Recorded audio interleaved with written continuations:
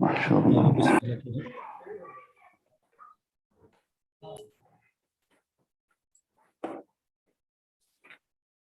جی آگا بسم اللہ کیجیے.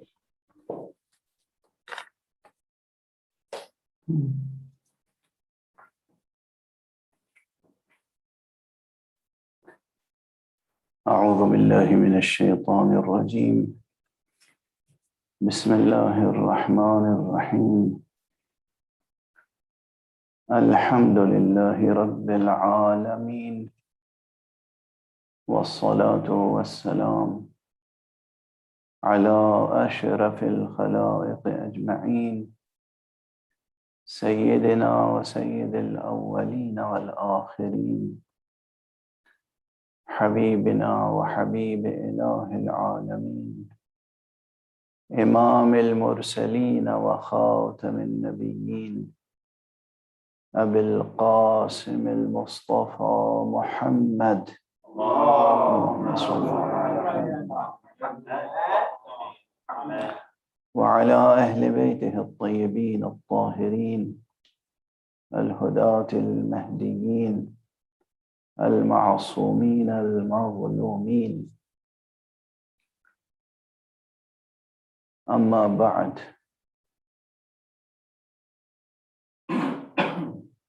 سلسلے گفتگو حضرت امام جعفر صادق علیہ السلام کی طرف منسوب کتاب مصباح الشریعہ ومفتاح الحقیقہ کے ابواب کے ضمن میں ہو رہی ہے. یہ کتاب ایک وسیلہ ہے.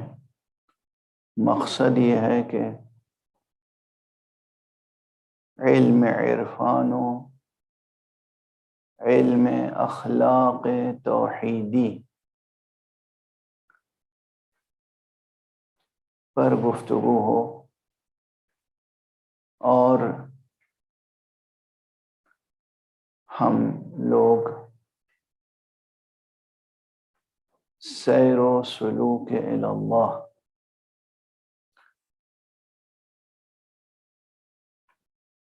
اس سفر پر کچھ آگے بڑھ سکیں، شعوری طور پر اور اختیاری طور پر. یہ ایک اچھی تعبیر زبان پر آ گئی کہ ہم اللہ کی راہ پر شعوری طور پر اور اختیاری طور پر آگے بڑھ سکیں، اس لیے کہ اس راہ پر تو ہم الحمدللہ پہلے سے ہیں. اولاً از راہ لطف و کرم بے انتہا حق سبحانہ و تعالی جب خلق فرماتا ہے کسی کو تو فطرت پہ خلق فرماتا ہے. حدیث مشہور ہے پیغمبر اکرم صلی اللہ علیہ وآلہ وسلم کی،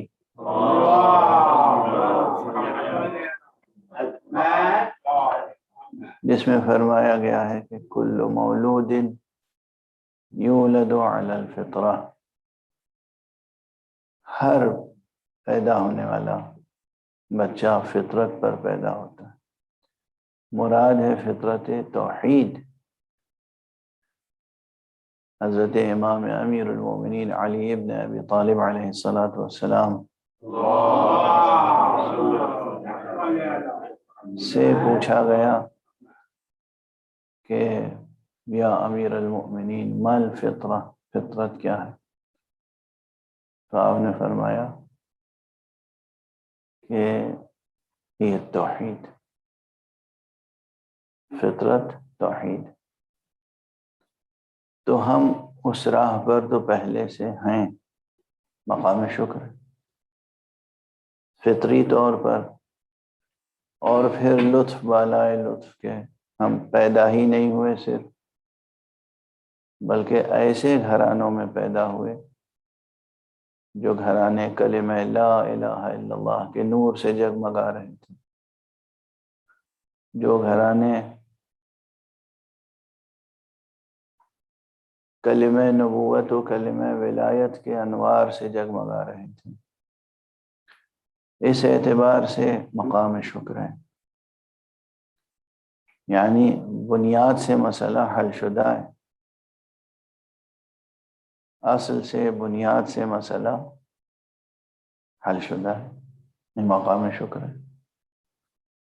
اب جو سلسلہ ہے باقی وہ یہ ہے کہ ہم مزید علم حاصل کریں جو کہ ہمیں حکم دیا گیا، اور اس علم کی روشنی میں مزید قربت خدا حاصل کریں۔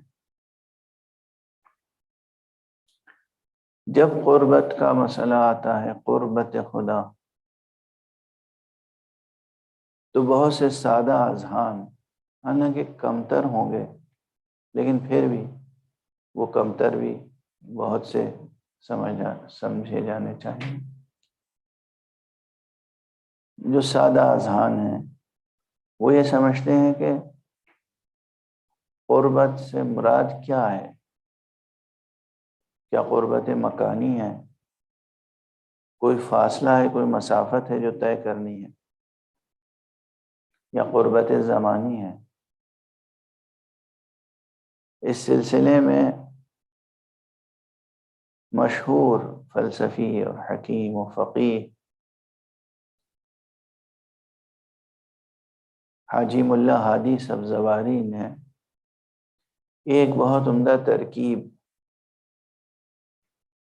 وضع فرمائی اپنی کتاب اسرار الحکم میں، اور اس میں انہوں نے فرمایا کہ یہاں نہ قربت زمانی مراد ہے، نہ قربت مکانی، بلکہ قربت تخلقی۔ یہ قربت تخلقی سے مراد یہ ہے، تخلق یعنی خاص طرح کے اخلاق اختیار کرنا۔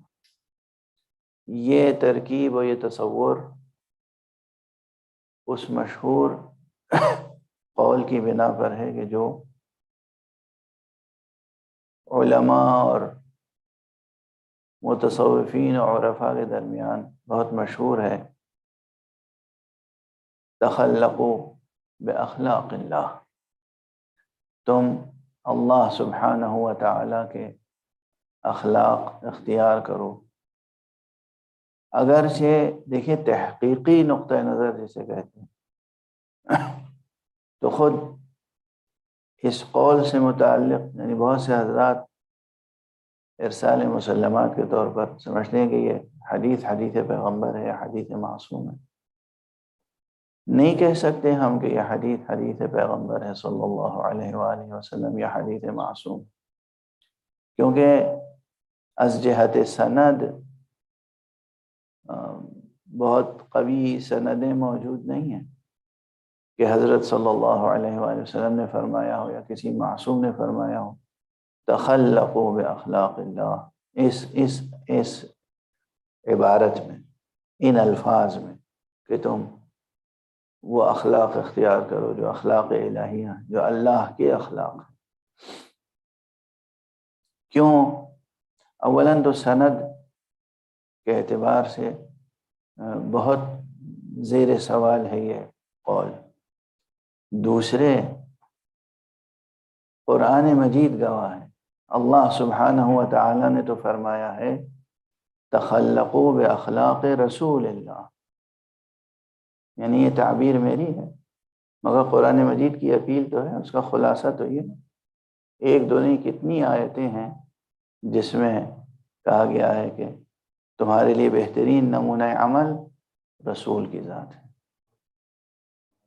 یا تم اگر اللہ سے محبت کرتے ہو تو پیروی کرو رسول کی صلی اللہ علیہ وآلہ وسلم۔ تو اگر ہمارا شعار یہ ہو تخلقوا باخلاق رسول اللہ، تو یہ کیا کوئی معمولی شعار ہے؟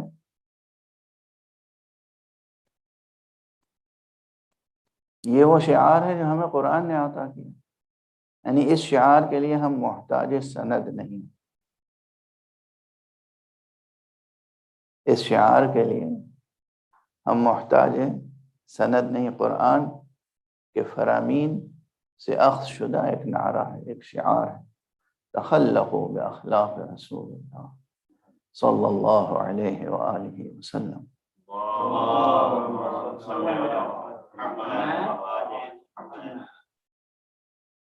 بہرحال بات سے بات نکلتی چلی آئی تو میں نے عرض کر دیا، ورنہ یہ بحثیں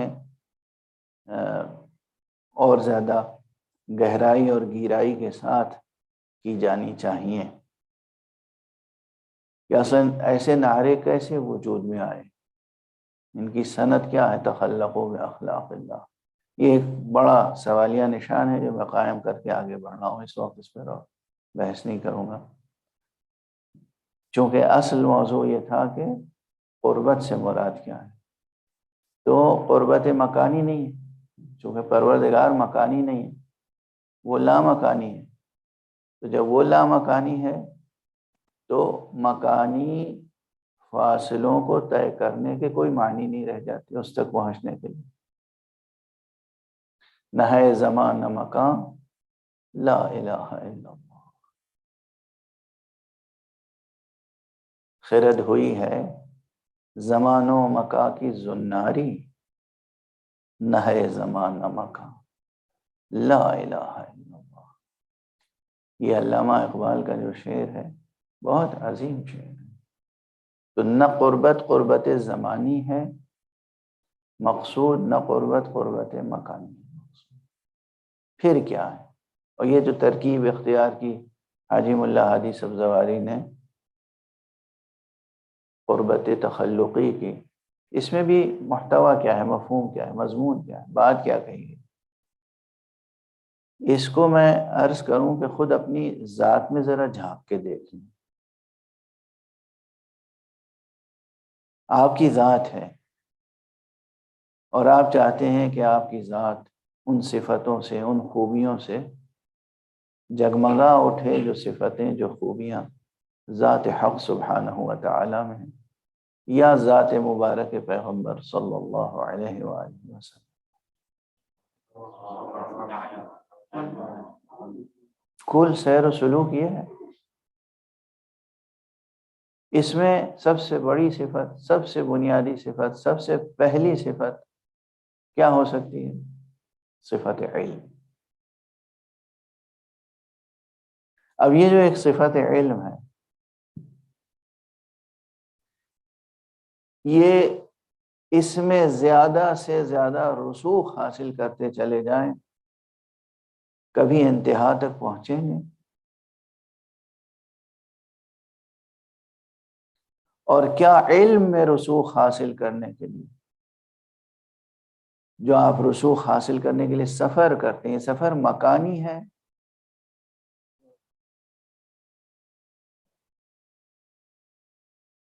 یعنی علم میں اضافے کے لیے کیا فاصلے طے کرتے ہیں آپ، میل، 2 میل، 4 میل، 10 میل روزانہ،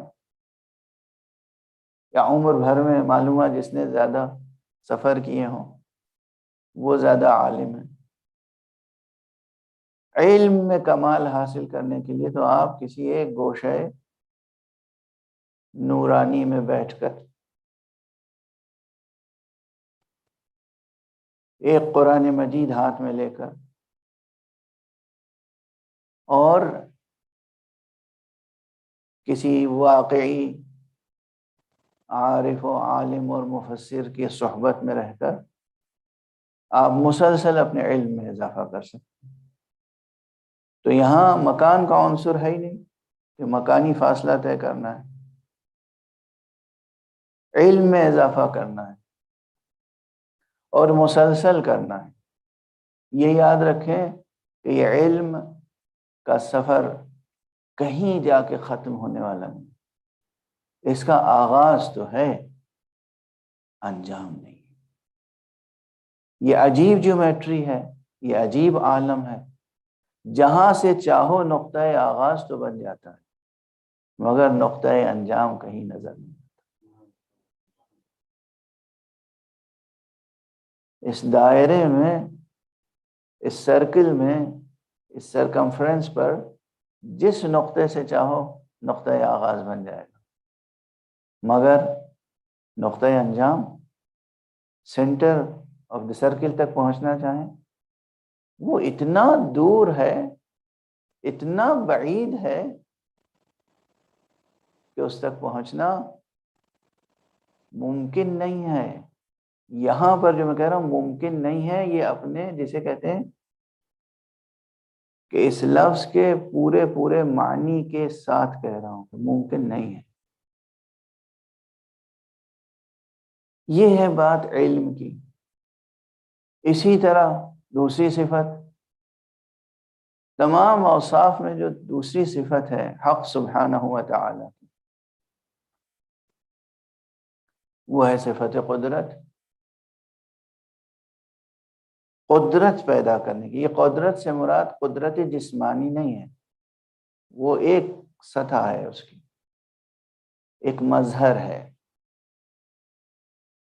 وہ بھی ایک تجلی ہے، ایک مظہر ہے، ایک شان ہے۔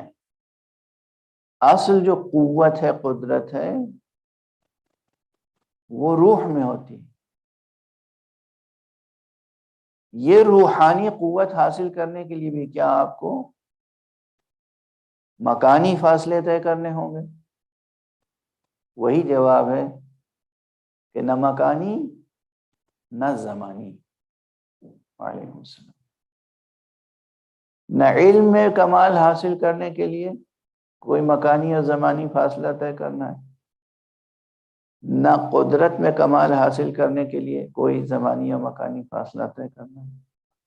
اور اوصاف پہ اسی طرح آپ قیاس کر لیں۔ رحم، انسان کے اندر رحم ہونا چاہیے، رحمت کا وصف ہونا چاہیے۔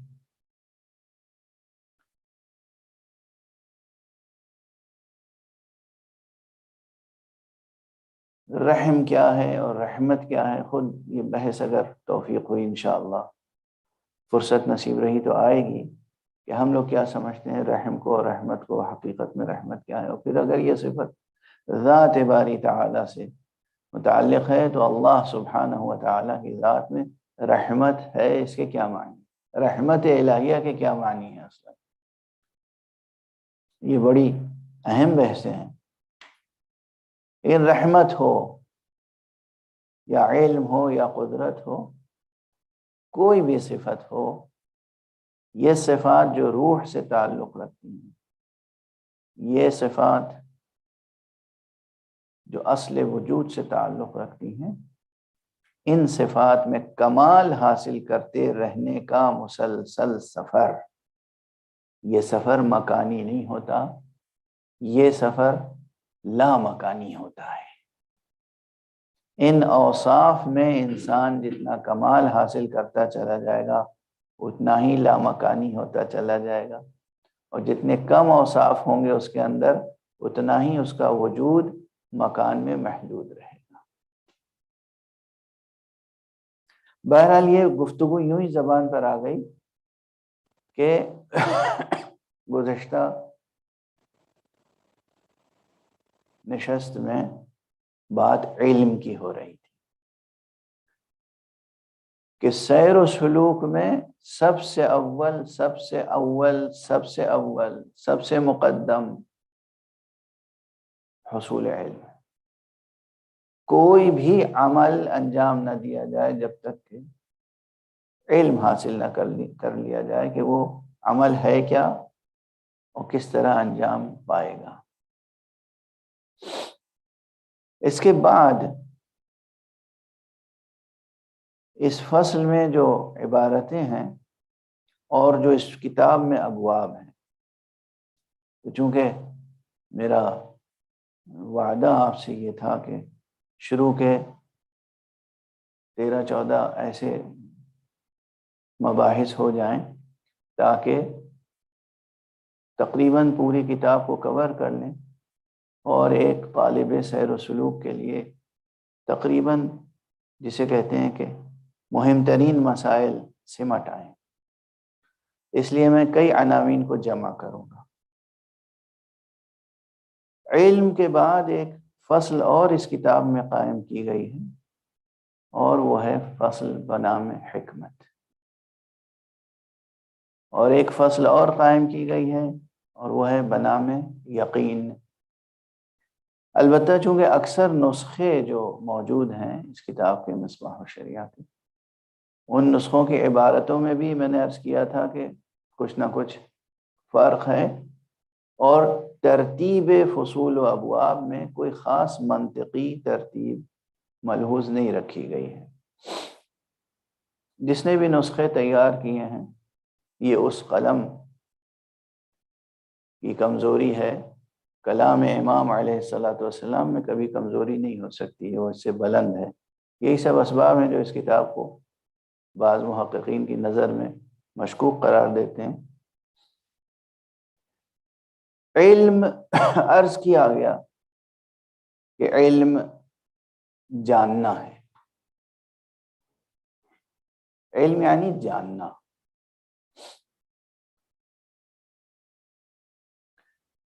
یہ یاد رکھیے کہ علم کے مقابلے میں ہمیشہ شک آتا رہتا ہے. شک حملہ آور ہوتا ہے علم پر.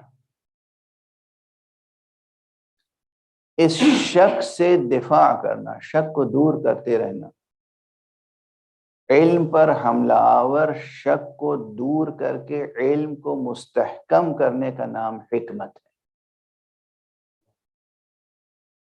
جو باتیں میں عرض کر رہا ہوں اس فقیر کی باتیں اسی طرح محفوظ رکھیے گا. یہ بحثیں ابھی نہ کیجیے گا کہ فلاں صاحب نے حکمت کی کیا تعریف کی ہے اور فلاں صاحب نے کیا کی ہے اور فلاں صاحب نے کیا. علم پر وارد ہونے والے شکوک کو دفع کر کے علم کو مستحکم کرنے کا نام حکمت ہے. اور چونکہ حکمت کی دو قسمیں، ایک ہے حکمت نظری اور ایک ہے حکمت عملی. اس لیے میں دوسرا جملہ بھی عرض کر دوں کہ اور عمل کو فساد و بطلان سے بچانے کی کوشش کا نام ہی حکمت عملی. کہ جو ہم عمل کریں وہ عمل باطل نہ ہو، وہ عمل فاسد نہ ہو، وہ عمل عبث نہ ہو جائے، وہ عمل اکارت نہ ہو جائے. اس کوشش اور اس سعی کا نام حکمت ہے.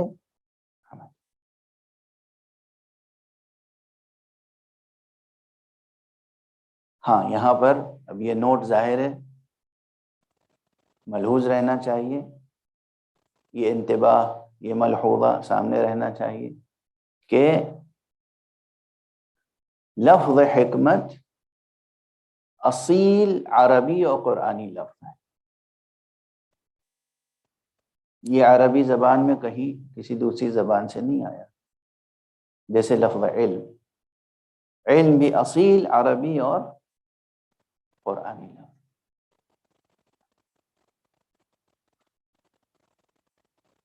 آج کل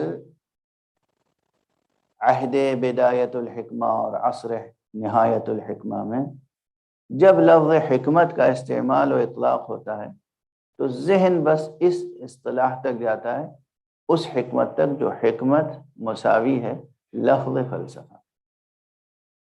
حکمت یعنی فلسفہ، فلسفہ یعنی حکمت نہیں. یہ اس دور کا مفہوم ہے.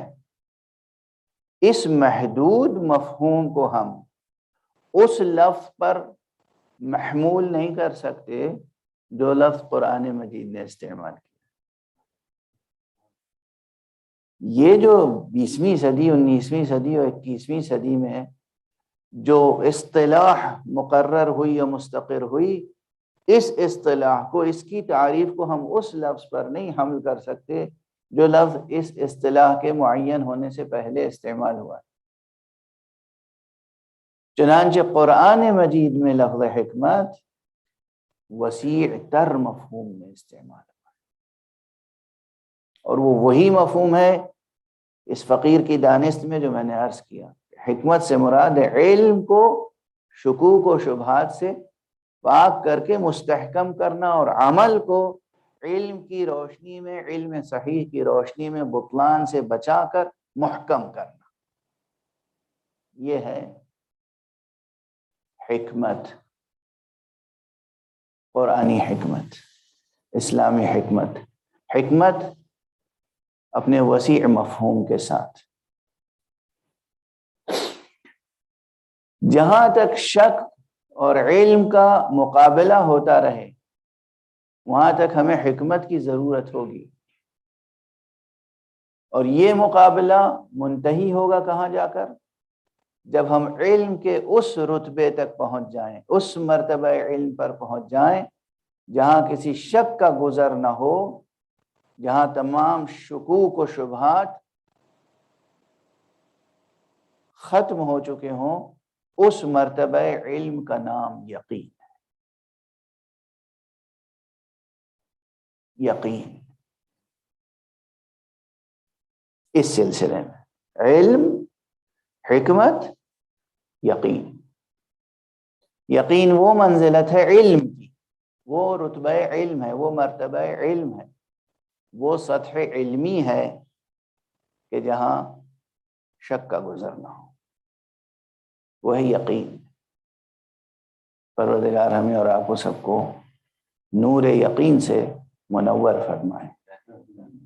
ذہن انسانی اور قلب انسانی کا سب سے بڑا سرمایہ یقین ہے۔ یہ اور بات ہے کہ یقین کے بھی مراتب ہیں، جیسے علم کے مراتب ہیں، حکمت کے مراتب ہیں، یقین کے بھی مراتب ہیں۔ جیسے جیسے انسان علمی ریاضت کرے گا، عملی ریاضت کرے گا، ویسے ویسے اس کے یقین کے مراتب میں اضافہ ہوگا، اور وہ مرتبہ کسی عام آدمی کو نصیب ہو ہی نہیں سکتا جو مرتبہ امیر المؤمنین، امام المتقین، ولی الاولیاء، ولی حق، وصی برحق حضرت علی ابن ابی طالب علیہ السلام کا۔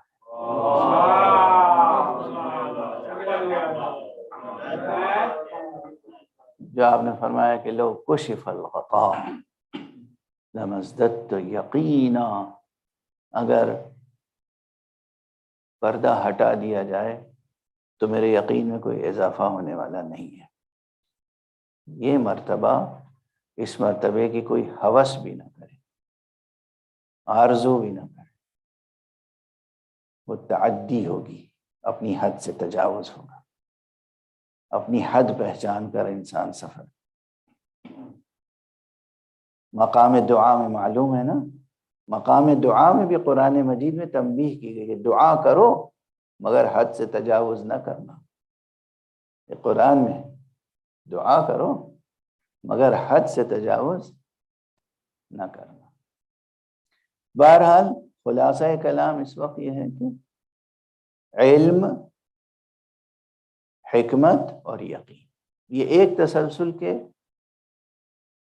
کلمات ہیں، مصطلحات ہیں، اور ایک سائر الی اللہ، اللہ سبحانہ و تعالیٰ کی طرف سفر کرنے والے کے لیے، ایک مہاجر الی اللہ، اللہ سبحانہ و تعالیٰ کی طرف ہجرت کرنے والے کے لیے سب سے بڑا سرمایہ، سب سے بڑی پونجی علم ہے، حکمت ہے اور یقین۔ یہاں پر اس فصل کی ایک دو سطریں پڑھ لی جائیں جس میں یہ الفاظ آئے ہیں کہ والعالم حقا هو الذي ينطق فيه اعماله الصالحة واوراده الزاكية وصدقه وصدقه تقواه لا لسانه ومناظرته ومعادلته وتصاوله ودعواه۔ عالم کی پہچان یہ ہے کہ اس کی طرف سے اس کے اعمال صالحہ بولتے ہیں، اور اس کے اوراد، اس کے اذکار اور اس کا تقوی اس کی تصدیق کرتا ہے۔ تقوی عالم کے علم کی تصدیق کرتا ہے، نہ یہ کہ عالم اپنی زبان سے کہے میں عالم ہوں، میں علامہ ہوں، میں عالم ہوں، میں فقیہ ہوں، میں مجتہد ہوں، یا اس کے مناظرے دوسروں سے صرف شب و روز مناظرے ہو رہے ہیں، دوسروں سے معرکہ آرائیاں ہو رہی ہیں اور مقابلے ہو رہے ہیں۔ یہ مقابلے، یہ مناظرے، یہ معرکہ آرائیاں، یہ عالم ہونے کی پہچان نہیں ہے، بلکہ اصل پہچان یہ ہے کہ هو الذی ينطق فیہ اعمالہ الصالحہ۔ اب یہ عبارت ان کی ہے، ہمیں اس مقام پر پھر عبارت یاد آ جاتی ہے، وہ عظیم عبارت جو حضرت امیر المومنین علی بن ابی طالب علیہ السلام کے ایک چاہنے والے نے آپ کے ایک مشہور دشمن کے دربار میں کہے تھے، جب پوچھا گیا کہ بتاؤ علی کیسے تھے،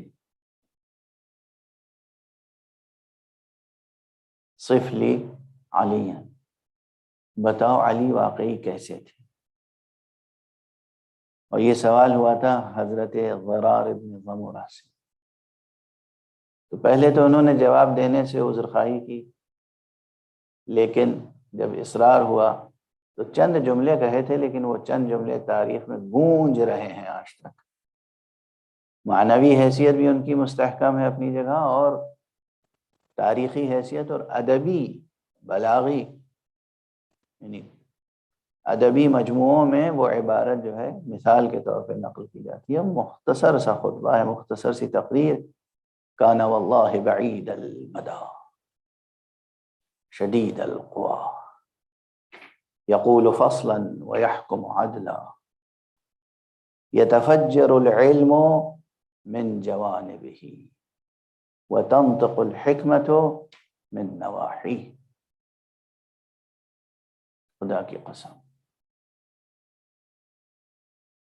علی بہت بلند تھے، مضبوط قوتوں کے مالک تھے۔ جب بھی کہتے تھے بات، قول فیصل کہتے تھے، فیصلے کرتے تھے تو عدل اور انصاف کے فیصلے کرتے تھے، اور یتفجر العلم من جوانبہ، ان کے اطراف و جوانب سے علم کے چشمے پھوٹتے تھے۔ وَتَنطِقُ الْحِكْمَةُ مِن نَوَاحِيهِ، اور آپ کی شخصیت کے گوشے گوشے سے حکمت بولتی تھی۔ یہ ہوتا ہے عالم۔ ظاہر ہے کہ اس درجہ علم پہ بھی کوئی پہنچنے والا نہیں ہے، لیکن یہ ضرور ہے کہ اس میں ہمارے لیے نمونہ ہے، مثال ہے کہ ہمارے اندر یہ اوصاف ہونے چاہیے کہ ہم اپنے علم کا اشتہار خود نہ کرتے پھریں۔ اگر کوئی عالم ہے تو یاد رکھیے گا کہ اس کے علم کی گواہی یہ کاغذ پہ لکھے ہوئے سرٹیفکیٹس نہیں ہوتے ہیں۔ علم کی گواہی کوئی سرٹیفکیٹ نہیں بنتا، علم کی گواہی صرف ایک ہے، اور وہ ہے عمل کی گواہی۔ اس عالم کا عمل گواہی بنتا ہے کہ یہ شخص عالم ہے۔ اس لیے یہاں فقرہ تھا کہ وَصَدَّقَهُ تَقْوَاهُ، جو علم حاصل کرے گا اس عالم کی تصدیق کون سی شے کرے گی؟ اس کا تقوی۔ تقوی یعنی مجموعاً کیفیت عمل، اس کے تمام جوانب حیات میں، تمام شؤون میں، شؤون زندگی میں، ہر مسئلے میں، ہر پہلو سے، ہر رخ سے جو اس کا عمل ہوگا، جو اس کا برتاؤ ہوگا، وہ گواہی دے گا کہ یہ شخص عالم ہے یا نعوذ باللہ جاہل ہے۔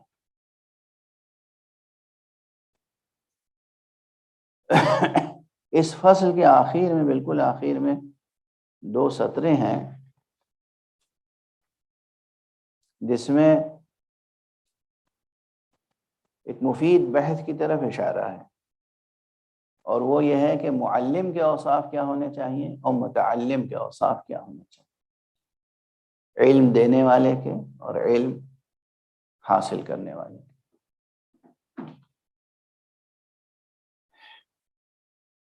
والمعلم يحتاج إلى عقل ورفق وشفقة ونصح وحلم وصبر وبذل، والمتعلم يحتاج إلى رغبة وإرادة یا وإدارة وفراغ ونسك وخشية وحفظ وحزم۔ یا ظاہر نسخہ بدل بہت ہیں اور اس میں الفاظ کی تبدیلی ہے، میں نے الفاظ و عبارات پڑھ دیے، الفاظ سہل ہیں لیکن خلاصے کے طور پہ عرض کر رہا ہوں کہ یہ موضوع ہمیشہ زندہ رہنے والا موضوع ہے، عرفان و سیر و سلوک کے دائرے میں بھی اور عام ہماری انسانی معاشرتی زندگی۔ پوری دنیا میں اس وقت ایجوکیشن ایک انڈسٹری بن چکی ہے۔ پہلے زمانے میں 50 سال پہلے یا 100 سال پہلے چلے جائیے تو علم حاصل کرتے تھے اور علم دیتے تھے لوگ، علم کو عبادت سمجھا جاتا تھا، خدا کی قسم پہلے تعلیم کو عبادت سمجھا جاتا تھا اور اب تعلیم کو تجارت سمجھا جاتا ہے۔ یہ ایک بڑا انقلاب ہوا ہے اور عالم انسانیت کے لیے تکلیف دہ اور سبب زوال انقلاب ہے، سبب زوال۔ اب ظاہر ہے کہ کارپوریٹ کلچر ایسا ہے کہ اب یونیورسٹیز کے کورسز بھی کمپنی والے بتاتے ہیں کہ کورس کیا پڑھایا جائے اور کیسا پڑھایا جائے، اس میں کیا چیز پڑھائیں گے آپ کو، کیا چیز نہیں پڑھائیں گے۔ انسانیت کہاں گم ہو گئی؟ یہ وہ محاذ ہے کہ تھک کے بیٹھنا چاہیے،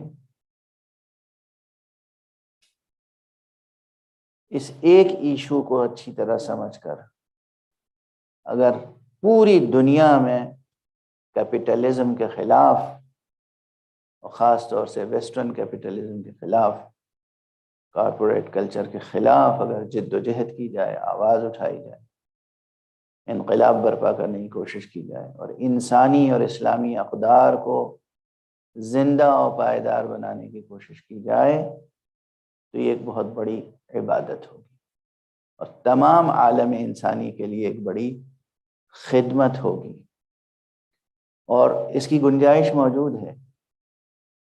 یہ سوچ کے نہ بیٹھیں کہ یہ پوری دنیا تو اسی رنگ میں رنگی جا چکی ہے، ہم اکیلے کیا کر لیں گے؟ نہیں، اصلا جو اللہ والے ہوتے ہیں ان کے سامنے دنیا کی کوئی قدر و قیمت نہیں ہوتی، تو دنیا سے مرعوب ہونے کی تو ضرورت ہی نہیں۔ ایک مکھی اور مچھر کے برابر اس دنیا کو اہمیت نہ دیں، اہمیت نہ دیں، اور تھوڑے سے جد و جہد، تھوڑی سی مشقت برداشت کرنے اور تھوڑا سا جہاد کرنے۔ جہاد کون سا جہاد؟ اسلحے والا جہاد نہیں، جہاد نفس کی پہلے منزل۔ یہ بات جہاد فکری کی ہے اور جہاد نفس کی ہے۔ تھوڑی سی مشقت برداشت کریں، آواز اٹھائیں، انسانوں کو سمجھائیں کہ ان کے لیے بھلا کیا ہے اور برا کیا ہے، اور اس کے بعد آپ دیکھیں کہ اس کا نتیجہ آج نہیں تو کچھ دنوں کے بعد ضرور حاصل ہوگا۔ انسانیت بیدار ہوگی، خدا شناس بھی ہوگی اور خود شناس بھی ہوگی۔ میرا خیال ہے کہ آج اسی قدر گفتگو پر اکتفا کرنی چاہیے۔ وصلی اللہ علی سیدنا و نبینا و حبیبنا محمد وآلہ الطیبین الطاہرین۔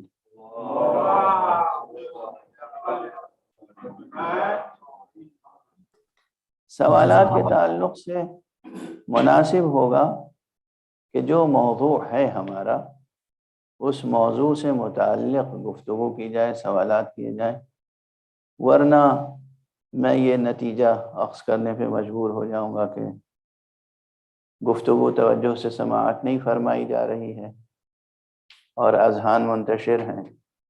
اذہان مرتکز ہوں، مرکوز ہوں، فوکس کریں اس سبجیکٹ پر کہ ہمارا موضوع گفتگو سیر و سلوک الی اللہ ہے۔ بسم اللہ، اگر سوالات ہیں تو میں ان سے استفادہ کروں۔ جی جزاک اللہ۔ جی ڈاکٹر عالین ہے جی۔ السلام علیکم آغا، عالین فاطمہ رضوی عرض کر رہی ہوں، اسلام آباد پاکستان سے۔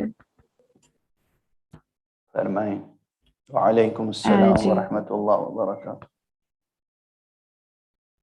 آغا، کتاب کے حوالے سے آپ نے فرمایا کہ اس میں شبہات پائے جاتے ہیں، تو میرے دو سوال میں انتہائی اختصار کے ساتھ بیان کرنے کی کوشش کروں گی۔ ایک تو یہ کہ ہمیں علم الرجال کی ضرورت کیوں پڑتی ہے جب ہمارے درمیان امام وقت موجود ہیں، اور ہمیں یہ بھی معلوم ہے کہ کچھ ایسی بزرگ شخصیات ہیں جو امام سے رابطے میں بھی ہیں، تو why in the first place ہمیں وہ چینز آف نریشن اور کون سی حدیث جو ہے اس میں کون جھوٹا تھا کون سچا تھا؟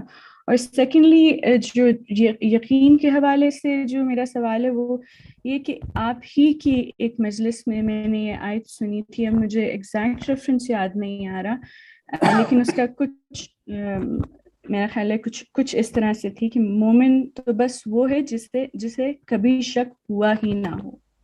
تو اس حوالے سے آپ کیا فرمائیے گا؟ بہت شکریہ، التماس دعا۔ بسم اللہ الرحمن الرحیم۔ علم رجال ایک ایسا ضروری علم ہے کہ معصوم علیہ السلام کے حضور میں، ابھی تو غیبت کا دور ہے، حضور معصوم میں بھی علم رجال کی ضرورت ہے۔ حضرت ختمی مرتبہ صلی اللہ علیہ وآلہ وسلم کے دور میں بھی علم رجال کی ضرورت تھی۔ کیوں؟ ظاہری اعتبار سے معصوم کے اوصاف کی بات نہیں ہے، ہم سب غیر معصوم ہیں، انسان غیر معصوم ہے، انسانی معاشرہ پھیلا ہوا ہے۔ سرکار رسالت مآب مسجد نبوی میں تشریف فرمائے، مدینہ میں ایک شخص جو مصر میں ہے، ایک شخص جو یمن میں ہے، ایک شخص جو عراق میں ہے، ایک شخص جو ہند میں ہے، اس تک جب قول پیغمبر پہنچے گا، اور خاص طور سے ایسا قول جس میں کرو اور نہ کرو، فعل و ترک فعل، حرام و حلال کا مسئلہ درپیش ہوگا، تو کیسے یقین پیدا کرے گا کہ یہ قول، یہ حکم پیغمبر ہی نے دیا ہے؟ اس لیے کہ خود پیغمبر صلی اللہ علیہ وآلہ وسلم نے فرمایا تھا، یہ حدیث متواترات میں سے ہے کہ لوگ میری طرف جھوٹے اقوال منسوب کرتے ہیں، میرے ہوتے ہوئے لوگ میری طرف جھوٹی باتیں منسوب کرتے ہیں، اور جو میری طرف جھوٹی بات منسوب کرے گا وہ سمجھ لے کہ اس کا ٹھکانہ جہنم ہے۔ یہ حضور نے متعدد بار فرمایا۔ اس کے کیا معنی ہے؟ کہ معصوم موجود ہیں، اس کے باوجود علم رجال کی ضرورت ہے۔ کہ آخر سننے والے نے کس سے سنا؟ سلمان سے سنا، ابو ذر سے سنا، مقداد سے سنا، عمار سے سنا، صادق سے سنا، ثقہ سے سنا یا غیر ثقہ سے سنا؟ قرآن مجید نے علم رجال کی بنیاد رکھی۔ تو اس اعتبار سے علم رجال تو معصوم کی موجودگی میں بھی، امام زمانہ علیہ السلام ظہور فرمائے، آج تشریف لے آئیں، ہم سب کی آرزو ہے، تمنا ہے۔ حضرت کے تشریف لانے کے بعد حضرت کا علمی احاطہ کائنات پر ہے، ہمارا آپ کا علمی احاطہ تو کائنات پر نہیں، ان کا علمی احاطہ ہم پر ہے، ہمارا ان کے اوپر تو نہیں ہے احاطہ کہ انہوں نے کیا فرمایا۔ تو اس اعتبار سے علم رجال کی ضرورت ہمیشہ رہے گی، یہ نہیں کہ علم رجال کی ضرورت نہیں ہے۔ اور اس دور میں بطور خاص علم رجال کی اپنی اہمیت ہے، اور کتابوں سے متعلق، احادیث سے متعلق، اقوال سے متعلق ہمیں بحث کرنی پڑتی ہے، اور بحث کرنی پڑے گی کہ یہ چیز صحیح السند ہے، ضعیف السند ہے، اور صرف سند کی بات نہیں ہے، پھر اس کے بعد متن کی بات ہوتی ہے کہ یہ متن واقعاً معصوم سے صادر ہے یا صادر ہے۔ دوسری بات یہ جو ضمناً تھی کہ حضرت امام علیہ السلام سے کچھ لوگ تعلق میں ہیں، آپ سے ارتباط میں ہیں، یہ بات اصلاً کہی نہیں جا سکتی اس یقین کے باوجود کہ کچھ لوگوں سے حضرت کا ارتباط یقیناً ہے، لیکن جن سے ارتباط ہے ان کو اعلان کرنے کی اجازت نہیں ہے کہ اپنے ارتباط کا اعلان کریں۔ وہ یہ کہیں کہ ہماری امام سے ملاقات ہوتی ہے یا ملاقات ہوئی تھی، یا ہم نے براہ راست امام سے یہ پوچھا، امام نے یہ جواب دیا ہے، اس کی کوئی گنجائش نہیں ہے۔ امام علیہ السلام کی طرف سے کوئی اجازت نہیں ہے اس کی، اور کہا گیا ہے کہ جو دعویٰ کرے کہ امام علیہ السلام سے ہم رابطے میں ہیں اس کو جھٹلاؤ۔ تو من ادعا المشاہدہ، جو مشاہدے کا دعویٰ کرے اسے جھٹلاؤ۔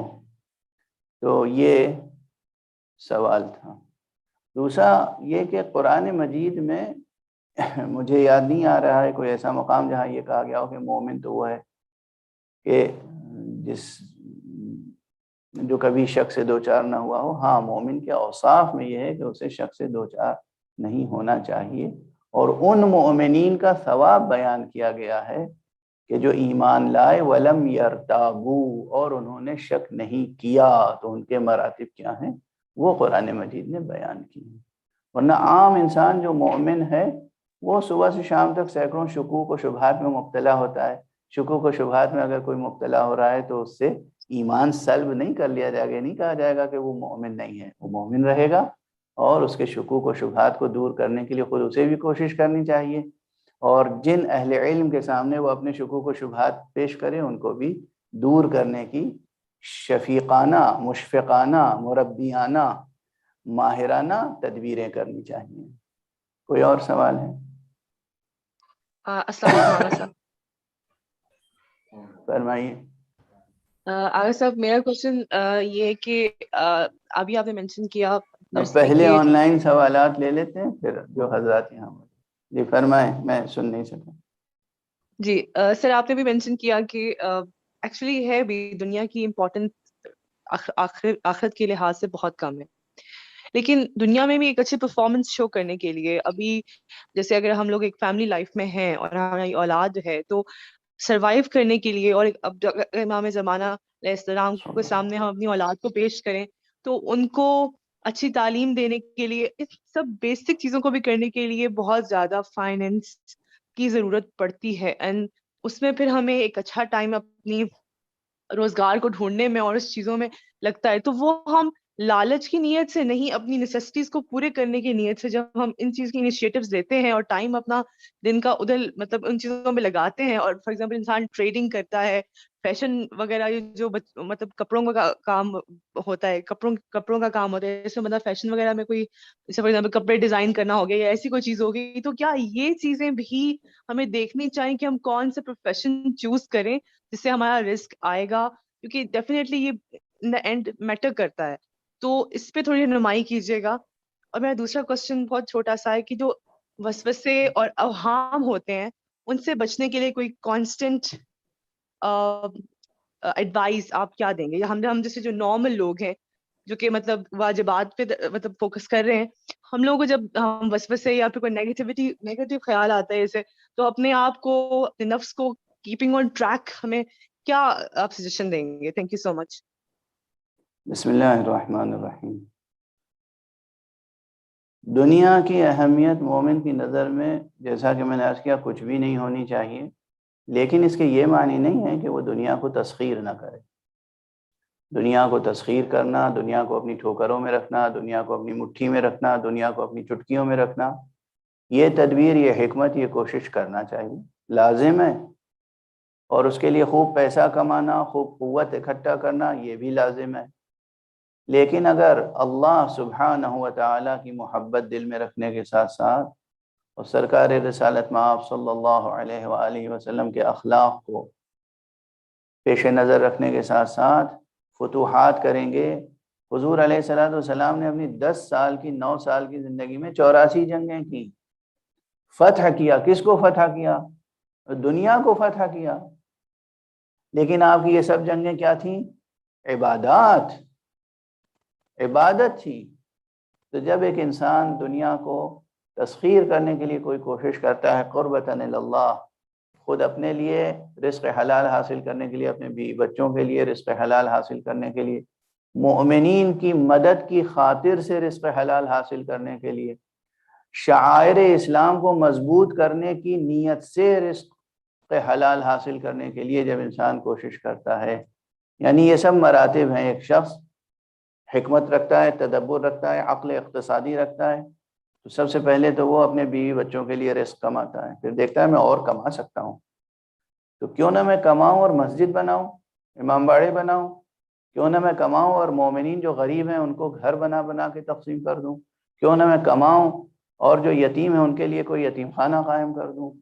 تو اس طرح اگر انسان اس نیت سے کماتا ہے زیادہ سے زیادہ اور اللہ کے بندوں کے اوپر خرچ کرتا ہے تو یہ عبادت ہے. یہ سب عبادت ہے، یہ سب سیر و سلوک کا حصہ ہے، یہ سب ثواب ملے گا. یہ ضرور ہے کہ انتخاب کیا کریں ہم، نعوذ باللہ ہم ایسی فیشن ڈیزائننگ کریں جس میں لباس انسانی ایسا بنائے کہ عریانی باقی رکھی جائے، جسم پر لباس بھی ہو جسم عریاں بھی نظر آئے. نعوذ باللہ کیا اس طرح کی ڈیزائننگ کریں؟ یہ حرام ہے. چنانچہ اس طرح سے انتخاب کرنا چاہیے کہ جس میں انسانیت کی خدمت ہو، انسانوں کا بھلا ہو اور انسان دنیا کو تسخیر کر سکے. وسوسوں کو دور کرنے کے لیے یاد خدا سے بڑھ کر کچھ نہیں. کوشش کرنی چاہیے ہر وقت ہمیشہ دل میں یاد خدا ہو، ذہن میں تصور خدا ہو، نگاہ میں باب خدا ہو، زبان پر نام خدا ہو. مسلسل خدا سے قریب رہے انسان تو وسوسے اس کے قریب نہیں آ سکتے. میرا خیال ہے اتنی گفتگو کافی ہے. وصلی اللہ علی سیدنا و نبینا محمد و اہل بیتہ الطیبین الطاہرین.